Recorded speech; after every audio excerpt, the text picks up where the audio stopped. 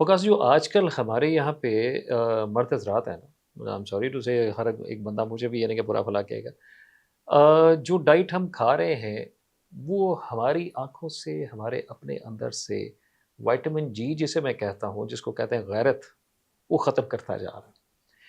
اس کا side effect یہ ہو رہا ہے کہ مرد حضرات اگر کسی شادی میں گئے، اس کی گھر میں اچھی خاصی خوبصورت بیوی بیٹھی ہوئی ہے، یا اگر وہ ساتھ بھی گئی ہوئی ہے، تو اسے چھوڑ کے نیکسٹ ٹو نیکسٹ جمپ لگائے گا، یعنی جس کو کہتے ہیں نا کنات، وہ نہیں ہے، ایک پہ نہیں ہے۔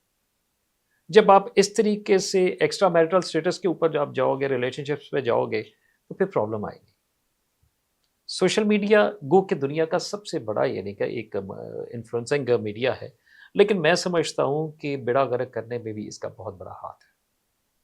ہماری سوسائٹی کو پتہ ہی نہیں چل رہا کہ ہم لوگ میڈیا پہ کیا دکھا رہے ہیں اور کیا دیکھ رہے ہیں۔ بلیو می، آج کل میں اگر آپ کے میڈیا پہ کسی بھی قسم کے پروگرامز کی بات کروں، چاہے وہ ڈراماز ہیں یا شارٹ پروگرامز ہیں، تو وہ ہماری زندگی کے ساتھ میچ نہیں ہو رہے۔ اب آپ سوچ سکتے ایک 9 10 سال کی 11 سال کی بچی ہے، اور اس کو وہ آپ نے ظاہر کر دیا ہے کہ شی از اے میچور ون، جس کا اس کو ابھی تک پتہ بھی نہیں ہوتا اور نہ ہونا چاہیے۔ آپ ان کاموں میں اس کو انڈلج کر رہے ہیں۔ پھر ایک کی شادی ہو رہی ہے، وہ جی اس کو چھوڑ کے اس کی جو ہے نا چھوٹی بہن بڑی بہن کے ساتھ جو انڈلج ہو رہا ہے، واٹ از دس؟ کہ یہ آپ کو سوسائٹی یہ کرنے کی اجازت دیتی ہے، یا آپ کا مذہب کرنے کی اجازت دیتا ہے؟ جب نہیں، تو ہم جب انکار کرتے ہیں مذہبی امور کے حوالے سے، میں بات کر رہا ہوں کہ جب ہم مذہب سے دور ہو جاتے ہیں، تو پھر ہر طرف سے ہم دور ہوتے ہیں۔ اور یہ جو ڈیورسز ہمارے یہاں پہ چل بھی رہی ہے نا، آپ یقین کرو کہ ایسا نہیں ہے کہ ایک بندہ یا ایک بندی جو ہے وہ ذمہ دار ہے، right from both ends they are responsible for this. بہت ساری چیزیں ہوتی ہیں، ہم لوگ سوشل آسپیکٹس کو جانتے بھی ہیں، دیکھتے بھی ہیں۔ سوشل ایولز کے نام سے میں اسے یاد کرتا ہوں جی، کہ ہمارے اپنے اندر کی چیز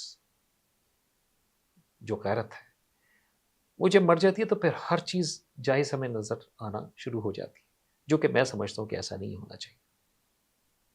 اگر ہم نے ایک صحیح معاشرے کی بنیاد رکھنی ہے، تو ان تمام تر سوشل ایول سے ہمیں باہر نکلنا پڑے گا۔ کیا چیٹنگ کے بعد ٹرسٹ دوبارہ لیا جا سکتا ہے؟ بڑا نازک سا سوال آپ نے کر دیا ہے۔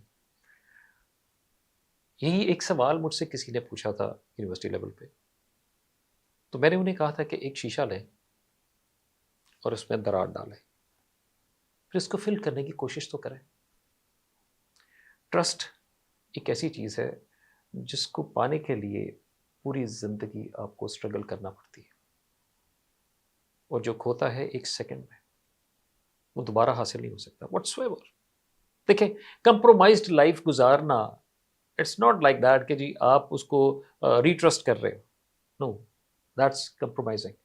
مزہ تبھی آتا ہے کہ اب آپ کی ڈور جو ہے، میں تو پتنگ کے حوالے سے بھی بات کرتا ہوں، کہ ڈور جو ہوتا ہے گرا کے بغیر ہو، تو جس سے مرضی آپ پیچ لگا لیں وہ کاٹے گی، اور جب گرا گرا آ جاتی ہے نا، تو وہ ٹرسٹ ٹوٹنے کی وجہ سے آتی ہے، اور اگر ایک دفعہ ٹرسٹ ٹوٹ گیا، اس کو ری گین کرنا پاسبل نہیں ہوتا ہے۔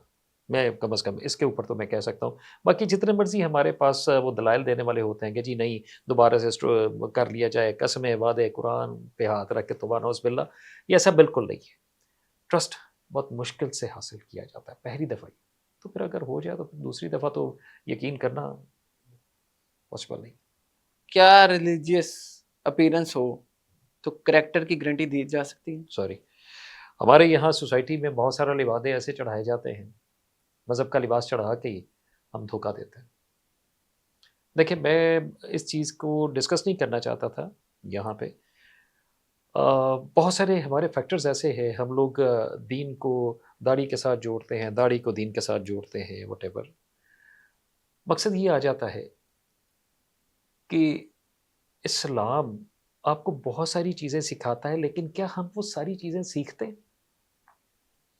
نہیں سیکھتے۔